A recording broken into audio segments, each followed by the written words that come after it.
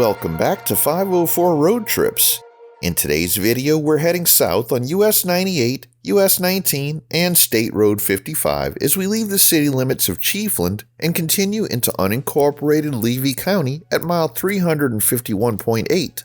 This remains a broad rural 4-lane corridor, and the developed edge of Chiefland gives way to a quieter stretch of woods, open land, and small named communities along Florida's nature coast.